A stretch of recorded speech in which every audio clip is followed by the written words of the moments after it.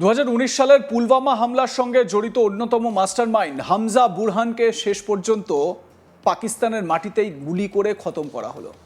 পাকিস্তান অধিকৃত কাশ্মীরের মুজাফফরাবাদে অজ্ঞাত পরিচয় দুষ্কৃতীদের গুলিতে মৃত্যু হয়েছে এই জিহাদি নেতার। বহুদিন ধরেই সে নিরাপত্তার ঘেরাটোপে থাকতো, নিজেকে সাধারণ শিক্ষক হিসেবে পরিচয় দিয়ে আড়ালে থাকার চেষ্টা করছিল, কিন্তু শেষ রক্ষা হলো না।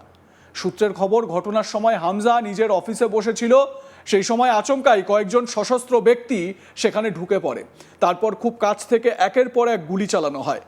মুহূর্তের মধ্যেই রক্তাক্ত অবস্থায় মাটিতে লুটিয়ে পড়ে হামজা বুরহান। ঘটনাস্থলেই তার মৃত্যু হয়েছে বলে জানা যাচ্ছে। হামলার পর আতঙ্ক ছড়িয়ে পড়ে গোটা এলাকায়। এই ঘটনাকে ঘিরে এখন নতুন করে সামনে উঠে এসেছে 2019 সালের সেই ভয়াবহ পুলওয়ামা হামলা স্মৃতি, যে হামলায় একসঙ্গে শহীদ হয়েছিলেন 40 জনেরও বেশি ভারতীয় জওয়ান। গোটা দেশ শোকস্তব্ধ হয়ে পড়েছিল সেই ঘটনায়। দেশের নিরাপত্তা ব্যবস্থার উপর সবচেয়ে বড় জিহাদি হামলাগুলোর মধ্যে এটিকে অন্যতম বলে মনে করা হয়। তদন্তকারী সংস্থাগুলির দাবি, হামজা বুরহান শুধু পুলওয়ামা হামলার পরিকল্পনার সঙ্গে জড়িত ছিল না, পাকিস্তান অধিকৃত কাশ্মীরে বসে বহু জিহাদি কার্যকলাপের নেপথ্যেও কাজ করত। সীমান্ত পেরিয়ে ভারতে জিহাদি অনুপ্রবেশ করানো, নতুন জিহাদিদের প্রশিক্ষণ দেওয়া, তরুণদের উগ্রপন্থার দিকে ঠেলে দেওয়া, এই সব কিছুর সঙ্গেই সরাসরি যুক্ত ছিল সে। জানা যাচ্ছে হামজা বুরহানের আসল বাড়ি ছিল জম্মু কাশ্মীরের পুলওয়ামার রত্নিপোরা এলাকায়। সন্ত্রাসবাদী কার্যকলাপে জড়িয়ে পড়ার পর 2017 সালে সে পাকিস্তানে পালিয়ে যায়। এরপর থেকেই পাকিস্তান অধিকৃত কাশ্মীরের বিভিন্ন এলাকায় সক্রিয় হয়ে ওঠে এই হামজা বুরহান। সূত্রের খবর, পাকিস্তানের গোয়েন্দা সংস্থা ISI তাকে বিশেষ সুরক্ষা দিয়েছিল। শুধু তাই নয়, তার কাজ পরিচালনার জন্য আলাদা অফিসও দেওয়া হয়েছিল। দিন রাত AK-47 হাতে সশস্ত্র রক্ষীরা তাকে পাহারা দিত। কারণ পাকিস্তানের মাটিতে বসে ভারতের বিরুদ্ধে জিহাদি কার্যকলাপ পরিচালনায় হামজা ছিল গুরুত্বপূর্ণ মুখ। নিজেকে আড়ালে রাখতে সে শিক্ষকের পরিচয় ব্যবহার করত। স্থানীয় মানুষের সঙ্গে মিশে থেকে নিজের আসল পরিচয় গোপন রাখত। কিন্তু গোয়েন্দা মহলের দাবি, বাস্তবে সে ছিল একাধিক জিহাদি সংগঠনের প্রশিক্ষক এবং পরিকল্পনাকারী। সীমান্ত এলাকায় জঙ্গিদের অনুপ্রবেশে গুরুত্বপূর্ণ ভূমিকা পালন করত সে। এখন প্রশ্ন উঠছে, কে বা কারা শেষ করলো হামজা বুরহানকে? পাকিস্তানের প্রশাসন এখনো এই বিষয়ে স্পষ্ট করে কিছু জানায়নি। তবে বিভিন্ন মহলে জল্পনা শুরু হয়েছে। কেউ বলছেন জিহাদি গোষ্ঠীগুলির মধ্যেকার অন্তর্দ্বন্দ্বের জেরে এই খুন, আবার কেউ মনে করছেন দীর্ঘদিন ধরে চলা গোপন প্রতিশোধের জেরেই এই হামলা, যদিও সরকারিভাবে কোনো পক্ষই এখনো দায় স্বীকার করেনি। মুজাফফরাবাদ বহুদিন ধরেই ভারতের বিরুদ্ধে জিহাদি কার্যকলাপের অন্যতম ঘাঁটি হিসেবে পরিচিত।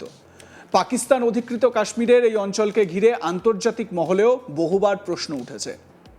বিভিন্ন জিহাদি সংগঠনের সদস্যরা এখানে আশ্রয় নেয় বলেই অভিযোগ।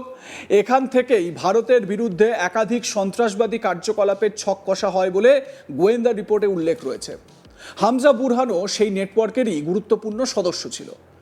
সে সবসময় নিজের পরিচয় গোপন রাখার চেষ্টা করত। প্রকাশ্যে খুব কমই দেখা যেত, কিন্তু আড়ালে বসে জঙ্গি সংগঠনগুলিকে সক্রিয় রাখার কাজ চালিয়ে যাচ্ছিল সে। এবার ফিরে দেখা যাক 2019 সালের সেই কালো দিনের ঘটনা কি হয়েছিল। 2019 সালের 14ই ফেব্রুয়ারি সারা বিশ্ব যখন ভ্যালেন্টাইন্স ডে সেলিব্রেট করছিল, সেই সময় বিকেল 3:15 জম্মু শ্রীনগর জাতীয় সড়ক ধরে যাচ্ছিল CRPF-এর বড় কনভয়। সেই সময় আচমকাই বিস্ফোরণে কেঁপে ওঠে গোটা এলাকা। তদন্তে জানা যায়, স্থানীয় কাশ্মীরি যুবক আদিল আহমেদ এবং পাকিস্তান ভিত্তিক জিহাদি সংগঠন জৈশ-ই-মোহাম্মদের সদস্যরা মিলে এই হামলার ছক কষেছিল। প্রায় 300 থেকে 350 কেজি বিস্ফোরক বোঝাই একটি SUV সোজা গিয়ে ধাক্কা মারে CRPF-এর বাসে। বিস্ফোরণের তীব্রতা এতটাই ছিল যে মুহূর্তের মধ্যে ছিন্ন ভিন্ন হয়ে যায় বাসটি।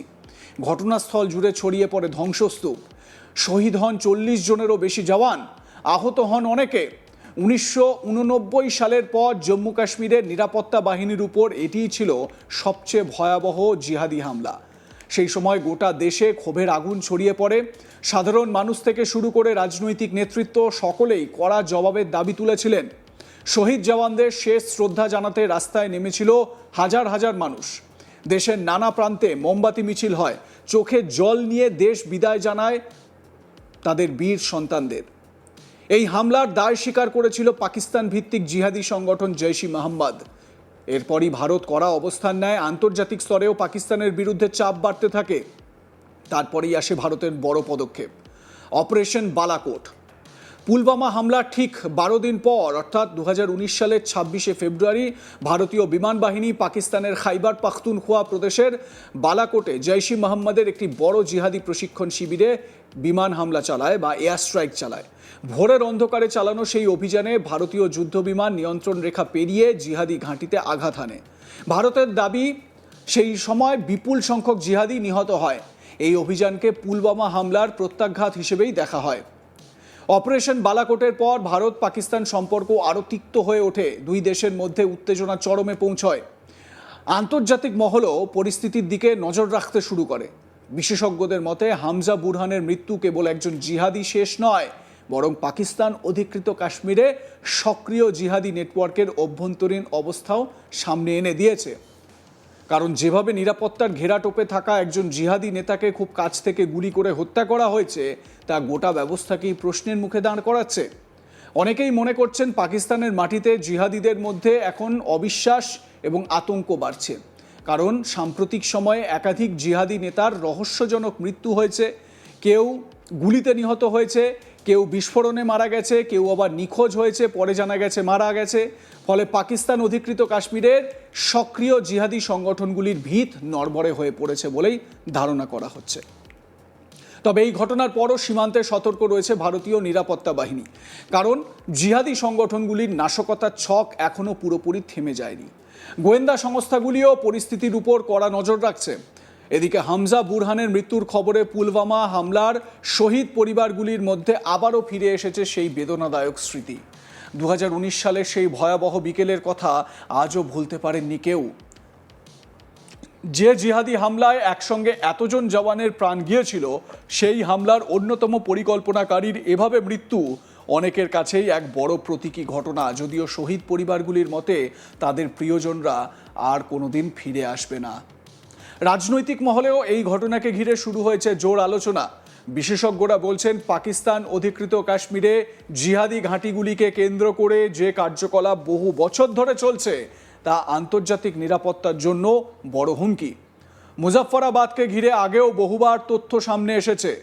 গোয়েন্দা রিপোর্টে দাবি করা হয়েছে, বিভিন্ন জিহাদি সংগঠনের প্রশিক্ষণ শিবির, অস্ত্র মজুত এবং অনুপ্রবেশের পরিকল্পনা এই অঞ্চল থেকেই পরিচালিত হয়। হামজা বুরহান সেই গোটা নেটওয়ার্কেরই একটি গুরুত্বপূর্ণ অংশ ছিল। নিজেকে শিক্ষক পরিচয় দিলেও বাস্তবে সে ছিল জিহাদি নিয়োগ এবং প্রশিক্ষণের সঙ্গে যুক্ত। তরুণদের উগ্রপন্থায় প্ররোচিত করাই ছিল তার অন্যতম কাজ। গোয়েন্দা সূত্রের মতে সীমান্তে নতুন জিহাদি পাঠানোর ক্ষেত্রেও তার ভূমিকা ছিল অত্যন্ত গুরুত্বপূর্ণ। সেই হামজা বুরহান খতম। পাকিস্তান এখন এই অজ্ঞাত পরিচয় আততায়ীদের ভয়ে কাঁটা হয়ে রয়েছে। আপনাদের মতামত কি জানাতে ভুলবেন না। দেখতে থাকুন আজ তাক বাংলা, সাবস্ক্রাইব করুন আমাদের ইউটিউব চ্যানেলটি।